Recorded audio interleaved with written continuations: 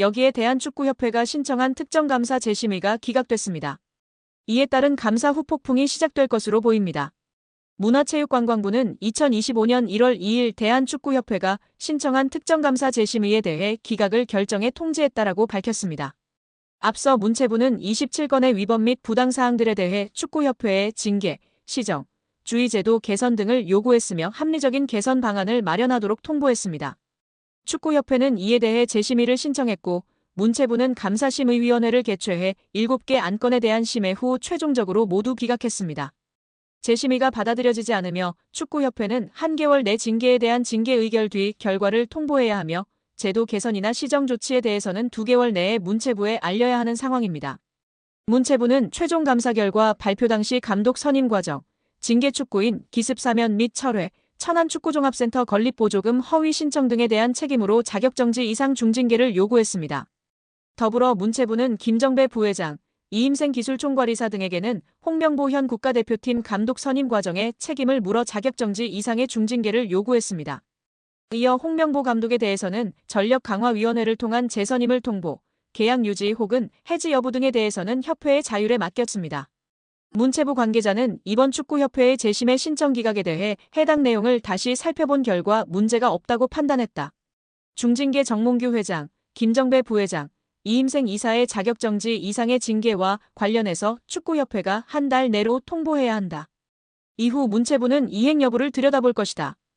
이행 감사 또한 이뤄진다라고 전했습니다. 축구협회의 감사 후폭풍이 이어질 것이라고 알렸는데요.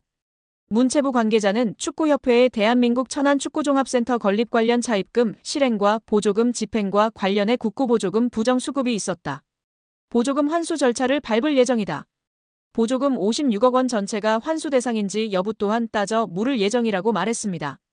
이어 보조금 환수 절차와 함께 이에 따른 제재 과징금이 내려질 것이다. 과징금은 환수금의 5배이다라며 국가사업에도 배제될 가능성이 있다.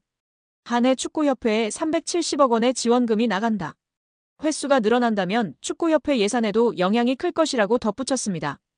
또한 국회 국정감사에서 제기된 HDC 현대산업개발 직원의 부적정한 축구협회 파견 의혹 등에 대한 감사는 여전히 진행 중입니다. 문체부는 해당 감사 또한 곧 공개할 예정이라고 밝혔습니다. 이로 인해 축구계에서는 걱정이 이만저만이 아닌데요. 최악의 상황을 걱정하고 있습니다. 최악의 상황이라 함은 보조금 환수 절차와 함께 이에 따른 제재 과징금이 내려질 것이기 때문입니다. 과징금은 환수금의 5배이기 때문입니다. 이에 더해 축구협회에 지급되던 370억 원의 연간 지원금도 배제될 가능성이 높아지고 있습니다. 이 같은 조치는 재정적으로 궁핍한 축구협회 입장에서는 자칫 파산, 부도의 위기로 내몰릴 수 있다고 판단됩니다. 천안축구센터의 공사는 당연히 큰 차질이 예상되고 직원들의 급여 지급도 원만하지 않을까 걱정이 됩니다. 축구협회가 정관상 보수를 받을 수 없는 게 원칙인 비상근 임원들에게 자문료 명목으로 매달 수백만 원씩 급여성 고정 보수를 지급했다는 지적이 나왔습니다. 보수를 받은 임원들 중에는 국가대표 출신 최영일, 장회룡, 하석주, 이동국, 이영표, 이천수, 김병지 등을 비롯 축구 해설가 한준희 씨가 포함됐습니다. 이 같은 내용은 지난 5일 문화체육관광부가 발표한 대한축구협회 감사 결과에 들어있는데요. 문체부는 홍명보 축구대표팀 감독 선임 논란을 계기로 축구협회 운영 전반을 들여다본 바 있습니다. 축구협회가 2021년부터 올해 8월까지 비상근 임원 44명 중 34명에게 지급한 보수는 모두 28억 원. 축구협회는 정관과 임원 보수 규정에 의하면 별도 계약을 체결한 경우 비상근 임원이라도 보수를 지급할 수 있다고 주장했습니다. 문체부는 자문계약 대상자 선정이나 자문료 책정 기준을 공정하게 마련하지 않은 채 방만하게 보수를 지급했다고 비판했습니다. 이 기간 축구협회에서 가장 많은 자문료를 받은 비상근 임원은 위르겐 클린스만 감독 선임 당시 활동했던 마이클 밀러 전 전력강화위원장이었습니다. 2023년 축구협회와 2년간 연 25만 달러, 약 3억 4천만 원을 받는 자문 계약을 맺었습니다. 그는 올해 2월 아시안컵 이후 클린스만 감독이 경질될 때 함께 사퇴했고 1년 2개월간 약 3억 5천만 원을 수령한 것으로 드러났습니다. 밀러 이후 전력강화위원장을 맡은 정혜성 위원장은 월 1,500만 원을 받는 자문 계약을 맺었고 2월 말부터 6월 사임할 때까지 7,800만 원을 수령했습니다. 문체부는 두 전직 전력강화위원장이 받은 자문료가 축구협회 임원 보수 규정상 자문료 한도를 초과했다고 봤는데요. 규정에는 분과위원장 자문료 한도를 연 1억 원으로 정하고 있는데 이를 어겼다는 것입니다. 여기에 대한축구협회 노동조합 운영위원회가 정몽규 회장 사선 불출마 선언과 김정배 부회장 사퇴를 강력히 요구하며 화제입니다.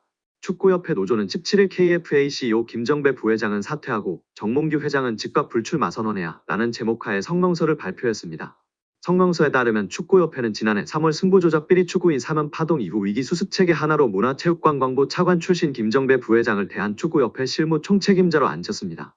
김 부회장이 오면서 축구인 출신들이 원천적으로 배제됐습니다. 협회 조직에서 축구인 출신과 비출신 간의 견제와 균형이 무너졌고 각종 논란의 불씨가 됐습니다. 노조는 선임 당시에도 잘못된 결정은 정몽규 회장이 했는데 엉뚱하게 축구인 부회장 혹은 전무이사를 선임하지 않는 방식으로 조직을 개편하면서 논란이 일었다면서 주원이는 정 회장의 잘못된 결정인데 축구인들의 제19 감사기로 뒤집어 씌워 축구인들의 목소리를 아예 안 듣는 식으로 해법을 내놓은 것이라고 꼬집었습니다. 그러면서 김 부회장의 역할에 있어서도 사실상 허수아비였다는 것이 노조의 주장이 있습니다. 노조는 강도 높은 문체부 감사를 2달여 겪으면서 직원들은 한 목소리로 협회 내 컨트롤 타워가 없다고 아우성이었다면서 문체부 출신이니까 김정배 부회장이 키를 쥐고 어떻게 대응하고 후속 조치는 어떻게 해야 할지 등을 하지 않을까 하는 기대가 있었는데 놀랍도록 아무 역할이 없었다는 전언이라고 전했습니다.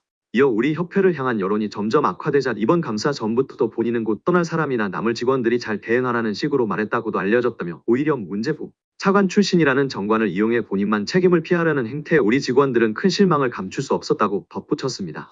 지난 7월 홍명보 감독 선임 과정에서도 김 부회장이 총책임자였다고 폭로했습니다.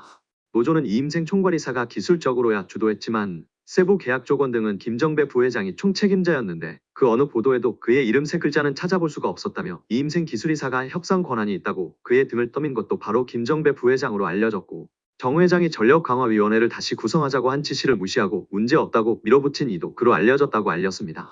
아울러 그런 사람을 부회장에 앉힌 정몽규 회장의 인사 실패는 결코 가볍다 볼 수 없다며 김정배 부회장은 축구팬과 축구인들에게 석고대죄하고 즉각 사퇴하고 정몽규 회장의 불출마 선언이 한국 축구 정상화의 첫걸음임을 잊지 말아야 할 것이라고 강력 경고했습니다. 정몽규 취임 후 보조금은 11년간 3배 늘었습니다. 정부 보조금은 연간 최소 110억 원 수준이며 스포츠 토토 등 복표 수익 연간 200억 원이 지원되고 있습니다.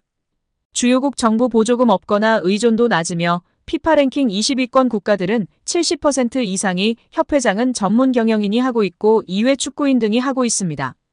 우리나라처럼 재벌 총수가 회장인 곳은 단 한 곳도 없습니다. 대한축구협회에 연간 약 300억 원의 국가재정이 투입되면서 수익에서 정부 의존도가 약 30%에 달하는 것으로 나타나며 충격에 빠졌습니다. 사실상 정부 재원이 아니면 운영이 어려운 셈입니다. 미국과 일본 등 주요국은 국가보조금 의존도가 낮은 가운데 축협의 재정 자립을 촉구하는 목소리가 나오고 있습니다. 18일 한경닷컴이 축협의 손익계산서를 분석한 결과 지난 2013년 이후 보조금과 복표 수익을 제외하면 연 평균 300억 원 적자를 기록하고 있습니다.